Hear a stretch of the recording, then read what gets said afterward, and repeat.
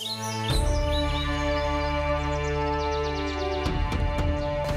আসুন বাবু মশাই। আসুন আসুন কৃষ্ণদাস বাবু। নমস্কার। নমস্কার, আসুন আসুন। আপনাদের পথে কোনো অসুবিধা হয়নি? না না, কোনো সমস্যা হয়নি। বসুন বসুন বসুন। আপনার সঙ্গে আলাপ করার অনেক দিনের ইচ্ছে ছিল, আজ হলো। আমার দাদা মনমত।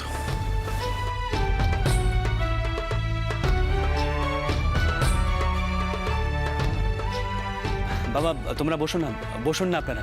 বাবা মিন্ময় তুমিও বসো, তুমি হলে গিয়ে ঘটক। হ্যাঁ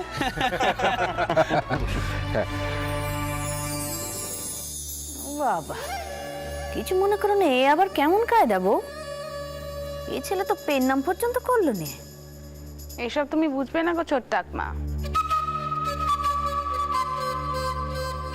মতুর বাবু স্যাঙ্গার দেশ সব এমনই ধারা চিড়ি। কালকে ভাই পেন নাম করেনি, আজ দাদা করছেন। পদ্ম চুপ কর না, ওকে শুনতে পাবে যে।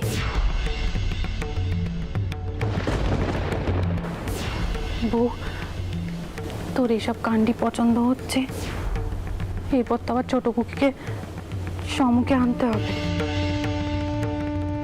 আমি আর কি কইব দিদি, তিনি যখন চাইছেন, চটকুকি যেমন আমার মেয়ে তেমন তো তিনারও মেয়ে। তিনি যেমন আমার সব ইচ্ছের মান দেন, তিনারও তো ইচ্ছের যোগ্য মান আমাকে দিতে হবে, তাই না?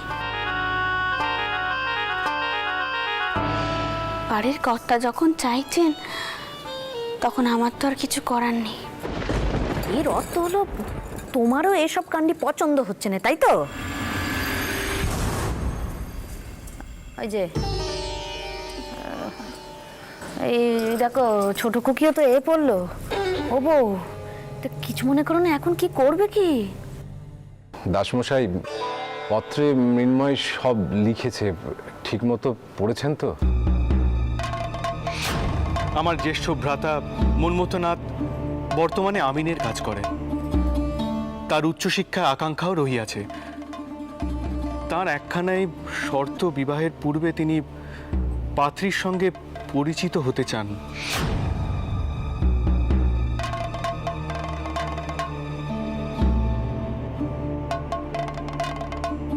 মানে আমার পুত্র একেবারেই সৃষ্টি ছাড়া, যার ফলে এতদিন আমি ওর বিবাহ দিতে পারিনি। ওর ওই এক জেদ, বিবাহের পূর্বে পাত্রীর সঙ্গে আলাপ করতে চায়। একে আপনি কি বলবেন বলুন?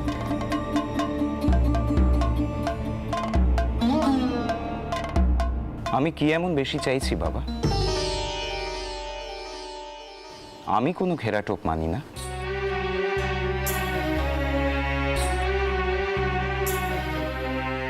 আর আমি যাকে নিজের জীবন সঙ্গিনী হিসেবে গ্রহণ করব, আমি চাইব তিনিও কোনো পর্দা প্রথা মানবেন না।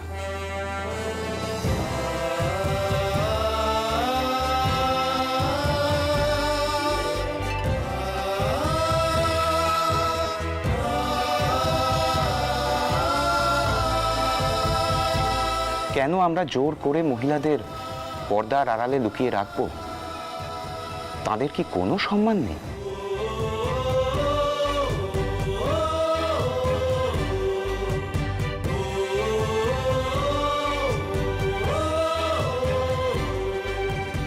নিজস্ব ইচ্ছা অনিচ্ছা বোধ নেই?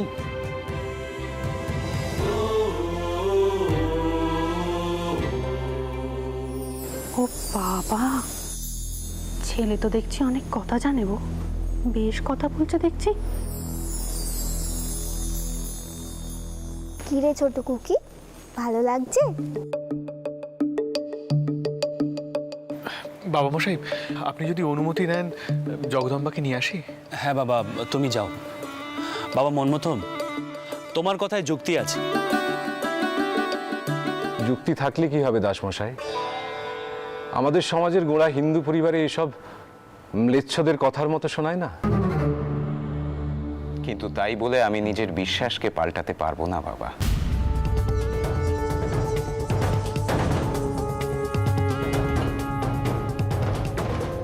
আমি যেমন পাত্রীর সঙ্গে আলাপ করতে চাইছি, ঠিক তেমনি পাত্রীও আমার সঙ্গে আলাপ করবেন। আমাকে পছন্দ বা অপছন্দ করার পূর্ণ অধিকার কিন্তু তার রয়েছে।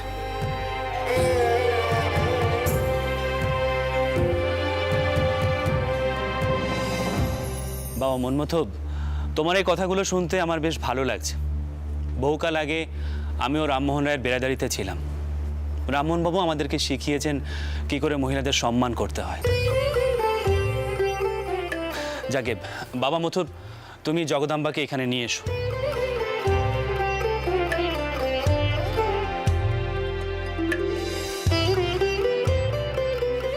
মা কেমন দেখছেন?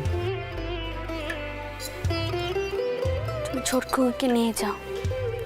তোমার বাবা মশাই যখন মত দিয়েই দিয়েছেন, তখন তো আমার আর বাধা দেওয়ার কোনো প্রশ্নই উঠছে না। মা কিছুই বলছেন না কেন নিজে? ছোট কুকি যা। এসো জগদম্বা, আমরা তো আছি, ভয়ের কিছু নেই, এসো।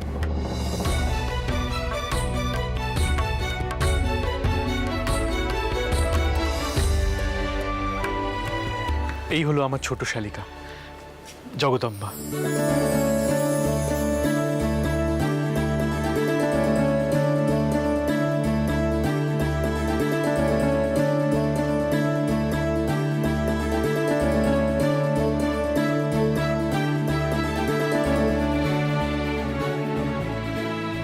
না না, থাক থাক মা, থাক। চটকুকি, গুরুজনরা সেহ বসে পেন নাম করতে দিতে না চাইলেও পেন নাম করতে হয়, এ আমাদের দেশের রীতি।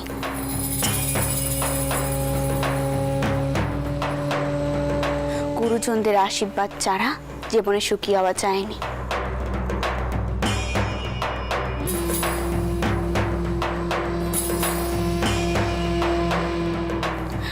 নাও পেন নাম করো। আমার স্ত্রী রানী।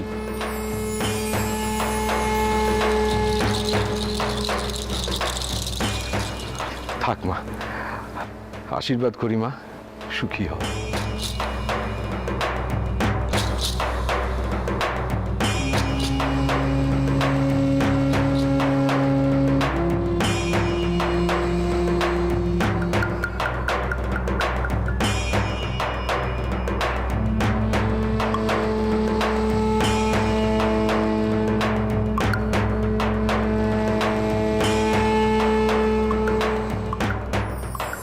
থাক থাক বাবা, থাক। আশীর্বাদ করি, অনেক বড় মনের মানুষ।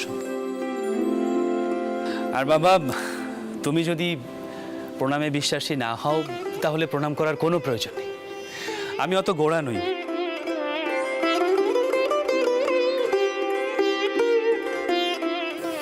যাকে বাবা মথুর, তুমি জগদম্বার করুণাকে নিয়ে অন্য ঘরে যাও। আমি সেখানে মৃন্ময় আর ওর দাদা মন্মথকে পাঠাচ্ছি। কথাবার্তা যা হবে তা তোমাদের সামনেই হবে। বাবা মন্মথ, এতে তোমার কোনো আপত্তি নেই তো? আগে না,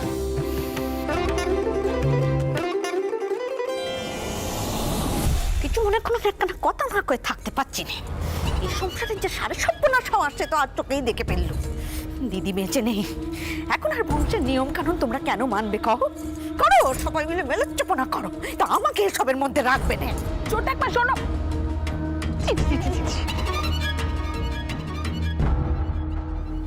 মা সেচকো কি, যাও তোমরা ভেতরে যাও। এ তোমার বাবা মশাইয়ের আদেশ। তোমাদের বাবা মশাই এখন এই সংসারের মাতা, তিনি যা চাইছেন তাই করো।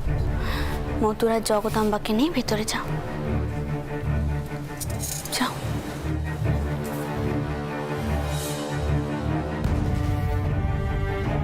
বউ, যা হচ্ছে সব ঠিক হচ্ছে কি? আমার তো ভয় বুক কাঁপছে। মা চলে গেছেন, বছর ঘুরতে না ঘুরতেই বাড়ির রীতিনীতি সব কেমন পাল্টে যাচ্ছে। মা বেঁচে থাকলে ঠাকুরপো এমন করার সাহসটা মোটেও পেত না। বাড়ির কর্তা যখন এসবে কোনো দোষ দেখছেন নে, তখন আমি আর কি কইব দিদি। হাজার হোক, আমি তো তিনার কথা অমান্যই করতে পারিনি।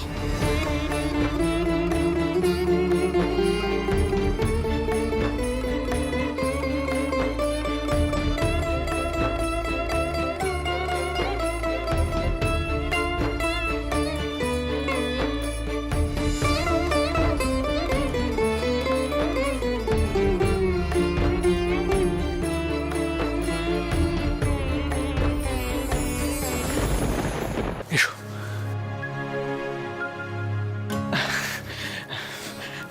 এসো এসো।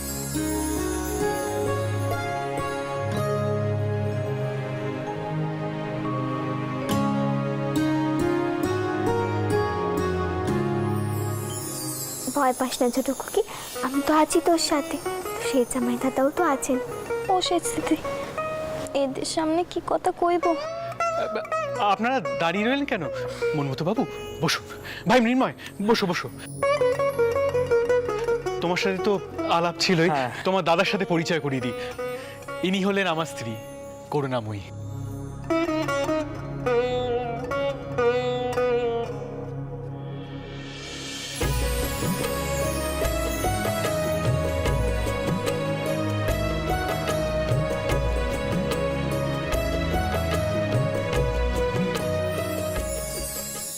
কি ব্যাপার ছোট শালি, তোমার দিদিকে লজ্জা পেয়ে গুটি যেতে দেখেছি, তবে তোমাকে তো কখনো দেখিনি।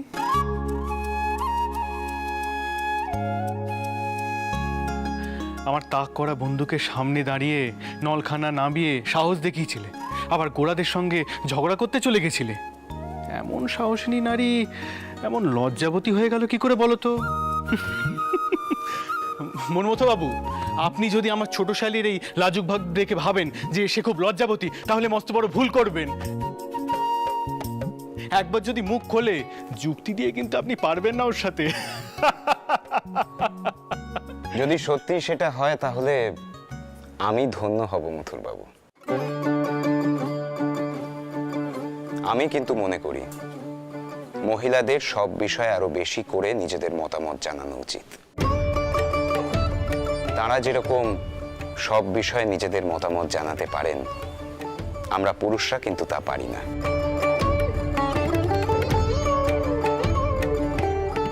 নারীদের সবচেয়ে বড় গুণ হচ্ছে স্থির মাথায় তারা সব বিচার বিবেচনা করতে পারেন।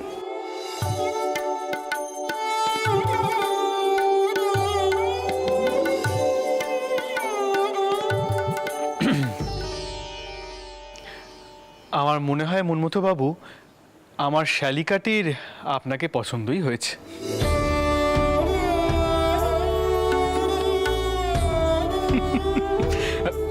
জগদম্বা বসো, আমরা তো আছি।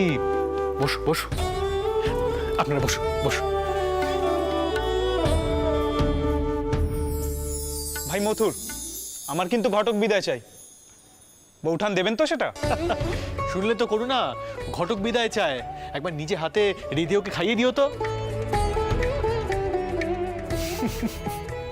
বৌঠান, আপনার বোনটি বোবা কিনা বুঝতে পারছি না। এতক্ষণে তিনি একটা কথাও বলেননি। না, আমার শালি দেখছি আমাকে মিথ্যেবাদী প্রমাণ না করে ছাড়বে না। জানো তো, এমন সব কথা বলে আমাকে দুবার থমকে যেতে হয়।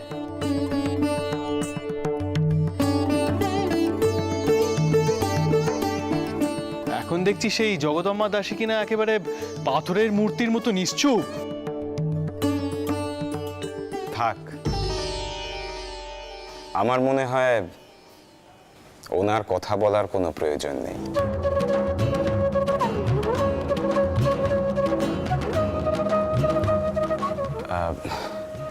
আমি আপনাদের অনুমতি নিয়ে একটা কাজ করতে চাই।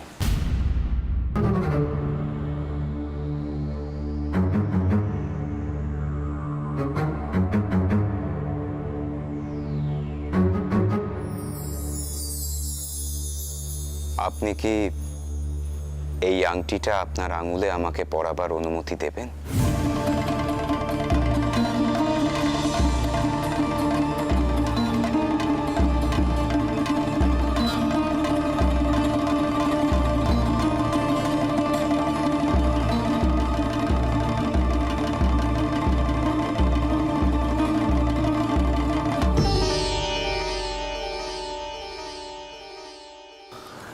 আচ্ছা দাদা, তোমার এত তারা কিসের বলো দেখি?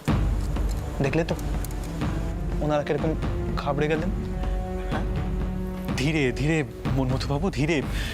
আপনি তো দেখছি ভয়ানক প্রেমিক মানুষ। দেখুন তো আমার ছোট শালীর মুখ কেমন লাল হয়ে গেল। ছোট খুকি, ছোট খুকি।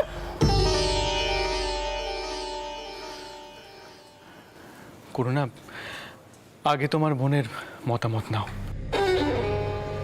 তারপর আমি বাকিটা ব্যবস্থা করছি। মন্মথবাবু, আসলে বাড়িতে না এর আগে বড়দের সম্মতি নিয়ে বিয়ের আগে কোনোদিন কথাবার্তা হয়নি, তাই এখনই ওই আংটি পরানো যাবে না। তাছাড়া এই সাহেবী কেতা বা এর মর্ম আমার শালি জানে না। আমি দুঃখিত। আচ্ছা, উনি কিছু মনে করলেন না তো? কি রে ছোট খুকি, কি হলো? শুনছেন? আপনারা বসুন, বসো ভাই, বসুন, আমি এক্ষুনি আসছি। বসুন।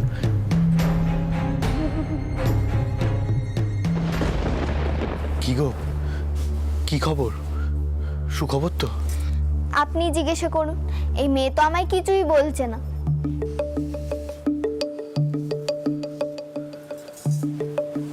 জগদম্বা, তোমার যদি মত থাকে তাহলে কথা এগোবো, আর যদি অমত থাকে তাহলে সেটাও স্পষ্ট করে বলো। অমত থাকবে কেন? আপনি যখন পছন্দ করেছেন।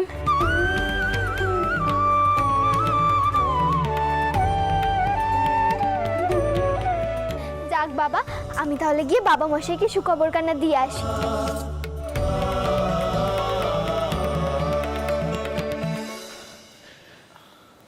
আমরা খুব বড় করে আপনার আংটি পরানোর অনুষ্ঠান করব, একেবারে সাহেবী কেতায়, কথা দিচ্ছি।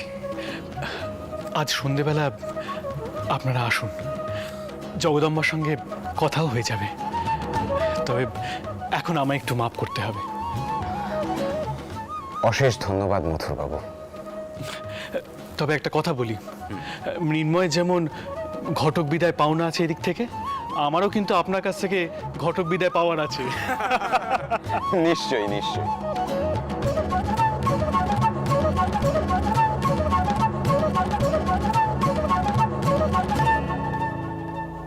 মৃন্ময়,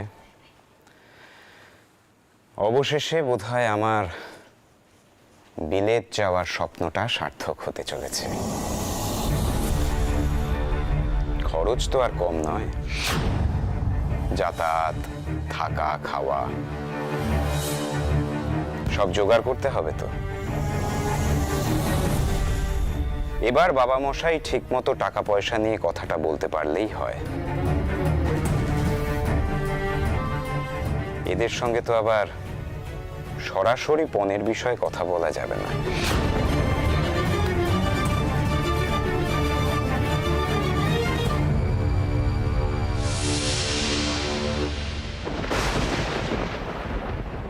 দেখুন, আমি আমার মেয়েদেরকে একটু অন্যভাবে মানুষ করেছি। কৃষ্ণদাস বাবু, আপনার সঙ্গে আলাপ করিয়ে দিয়ে আমার বড় জামাই রামচন্দ্র আটা। নমস্কার। নমস্কার রাসমশাই, আপনার মেয়ে জামাই এই ভরা সংসার দেখে আমার খুব ভালো লাগছে। আগে এরাই তো আমার সব। আমার ব্যবসাপত্র, জমিজিরা যাই বলেন না কেন, সব তো এরাই দেখাশোনা করে। কৃষ্ণদাস বাবু, আপনাদের থেকে আমার একটু সাহায্যের প্রয়োজন। মানে মথুর বলছিল আপনারা নাকি বংশ পরম্পরায় জমিজিরেদের মাপজোপ করে আসেন। হ্যাঁ, আমার পিতৃদেব আমিন ছিলেন। মন্মথ এ কাজে খুব উন্নতি করেছে। তবে কি জানেন দাসমশাই, গোড়ারা তো আবার ওই মাপঝোকের নতুন নিয়ম কানুন চালু করেছে। বিঘে, ছটাক এসবের হিসেব আর চলছেই না। ওই হেক্টর ফেক্টর কি সব যেন নতুন মাপঝোক হয়েছে। হ্যাঁ, তাতেই তো যত বিপদ হচ্ছে। আর সেই কারণেই তো মন্মথ বিলেত যাবার ঠিক করেছে। ওখানে গিয়ে নতুন মাপঝোক শিখে আসবে। কিন্তু যাবো বললেই তো আর যাওয়া যায় না দাসমশাই। এত খরচ বহন করা আমার পক্ষে সম্ভবপর নয়।